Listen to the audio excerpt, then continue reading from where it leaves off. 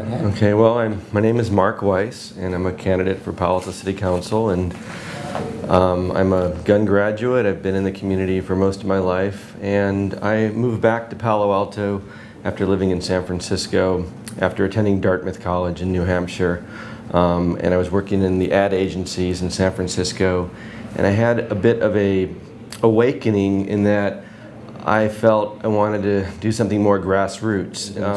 I got involved with Bay Area Action. I heard a public radio announcement on KFJC radio, and they were producing an Earth Day event, and I had attended an Earth Day concert in Boston a couple years prior. And I moved back to the Bay Area and got involved with Earth Day. In fact, that's where I met our current mayor, Peter Dreckmeyer, who was also involved with Bay Area Action, which eventually merged with Actera.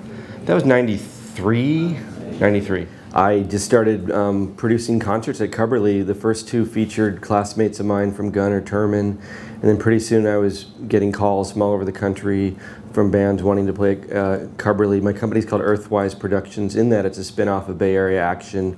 I've been producing concerts under that name for 15 years and managing artists. Anyhow, that sort of evolved into an advocacy for the arts. I follow very closely the arts in Palo Alto, the Public Arts Commission, the concert series, the Brown Bag series, the Twilight series. I've been involved in various special events for the city.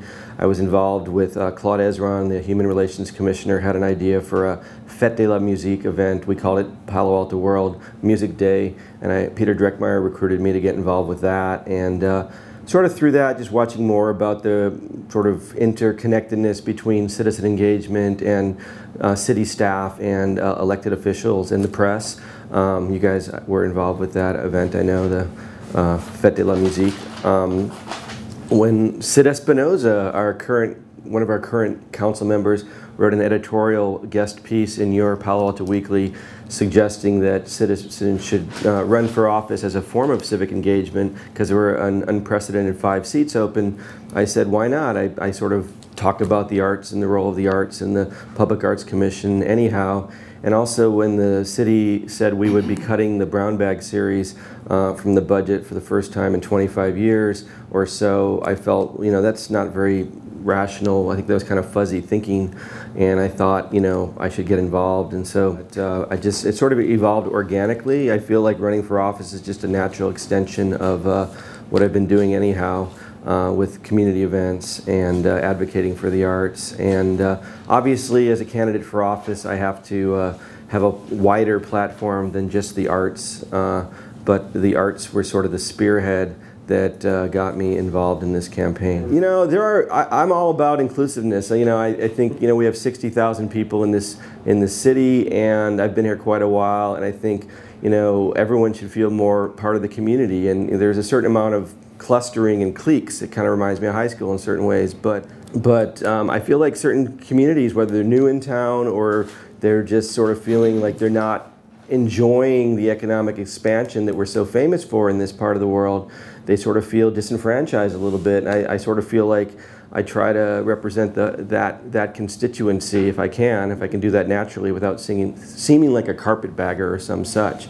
People I knew had brothers or fathers on the police force, and my impression is that nowadays the police maybe aren't from here, maybe they're not well known in the neighborhoods, maybe there is some kind of tension that we can address. And my thought was maybe we could raise a fund that would, I mean, there is a fair amount of philanthropic wealth in this area that we could tap potentially, even in a bad economy, that we could perhaps start a fund that would induce or inspire young people, gun and pally students, to aspire to be on the police force or be the police chief someday. But I was just trying to think of ways that would address the deeper issue of, you know, whether our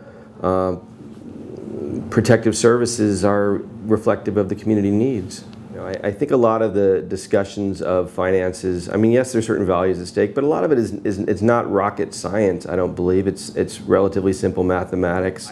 As a taxpayer, I want a lot for my tax dollar. I think we could demand excellence from our city staff and our services, and I think by and large we do get great service, and I feel the community should, if community needs services, we should find the way to fund them.